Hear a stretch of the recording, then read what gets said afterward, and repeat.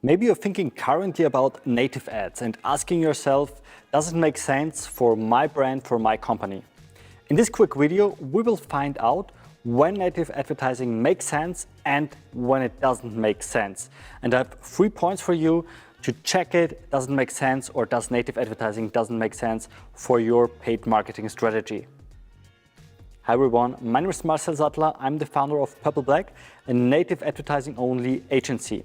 We run native ads on platforms like Taboola and Outbrain for many years, almost a decade.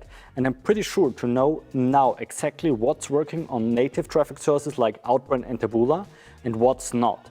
Because in the past couple of years, we run a lot of client projects, but we're not just running clients projects. No, we also run affiliate projects, and we tested our own projects with own stores and stuff like that. So we spent millions in the last couple of years on native advertising. That's the reason why we know now exactly what's working on native and what's not. First of all, you have to know why we created this video here. So in our agency, we have a lot of requests. Many people are asking us, hey, does this product make sense on native? Hey, does this service make sense on native? And to be honest, from 10 requests, we're only working with 1 or maximum 2 because the rest 8 or 9 products or services are not a legit offer for native advertising. Because you have to know, you can use native advertising like Facebook with audiences, with interests and something like that. Native ads are working completely different. We created 3 checkpoints for you to double check if native ads are a good fit for your product or service or not. Those 3 checkpoints are working for e-com, so if you're selling something on Shopify, with your shop or something like that, but also for lead generation, if you want to generate high quality leads to sell them something on phone, etc. The first thing is you need a very broad B2C approach. What I mean by that is that your product or service must be interesting for a very big audience in a country. For example, if I take Germany as a whole country, I know that some special business advice tips are not very interesting for a bunch of people in this country. But I know, for example, that an insurance product, which is very broad, makes sense for many people out there. That's exactly the point. So you need a very broad product approach, which might fit for a lot of people out there. Some special niches, some B2B niches, doesn't make sense on native because you don't have a targeting option. So native, you're not able to pick interests like business traveling or something like that to pick, for example, a business-to-business audience. And that's the point why you need a B2C product, so a business-to-consumer product. You sell something to people, to regular people like you and me, and not to business people. And as I mentioned before, your product or service must be very broad. So nothing dedicated for a niche or something like that. Broad niches can also be something like, hey, you're a dog owner, or hey, you're a house owner, or something like that. That's broad niches, that's very broad niches. On the other side, if you have a very small audience, a very niche product, a very niche service, it doesn't make sense to run native ads at all. Because unfortunately, you just will burn a lot of money and never ever get a conversion or something like that. So it's better to invest that money in another traffic source where you can target those people very precisely, like for example Facebook or Google. Let's jump to the second point on our checklist. You need a tested offer. You have to work on native with tested offers. It doesn't make sense for you to test a completely new fancy product on native ads. Why is that? Because you have to know that native advertising, or especially testing on native advertising, needs much more time, much more effort, and is much more expensive at the end of the day.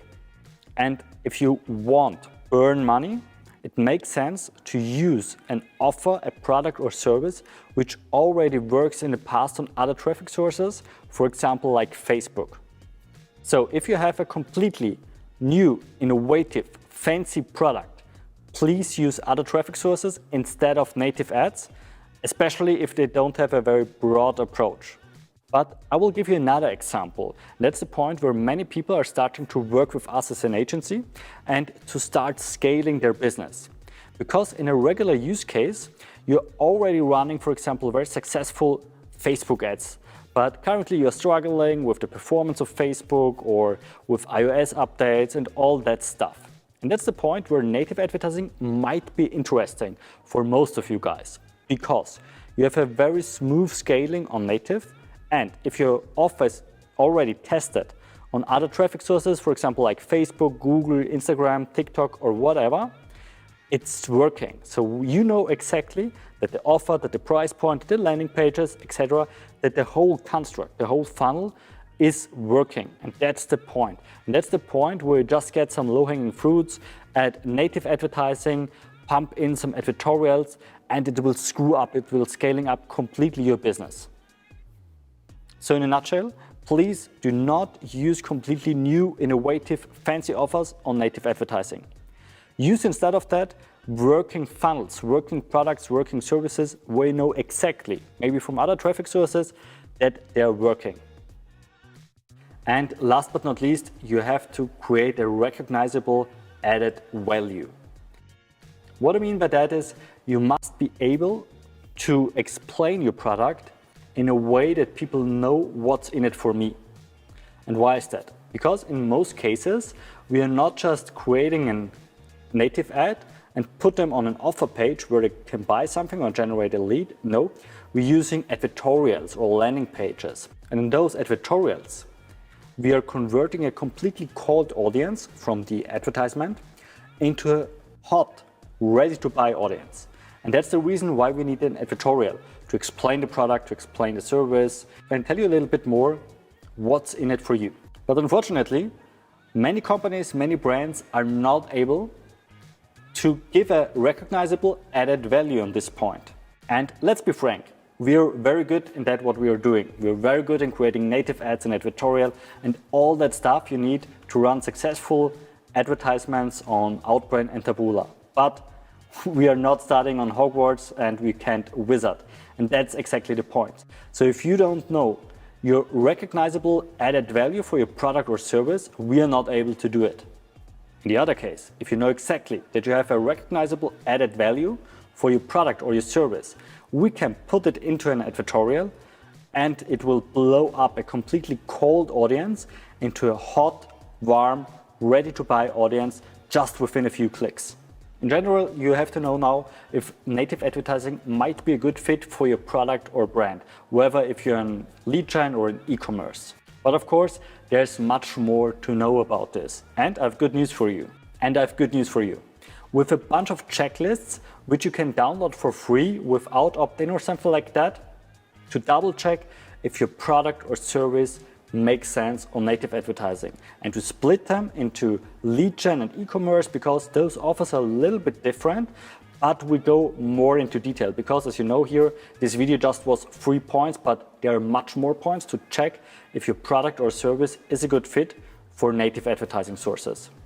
To get this checklist, just click the link below in the description, and I would be happy if you leave me a comment here and tell me if you think that your product or service might be a good fit for your brand. And by the way, I would be extremely honored if you're an active subscriber of my channel and activate the bell to get notified when I upload a new video. See you next time.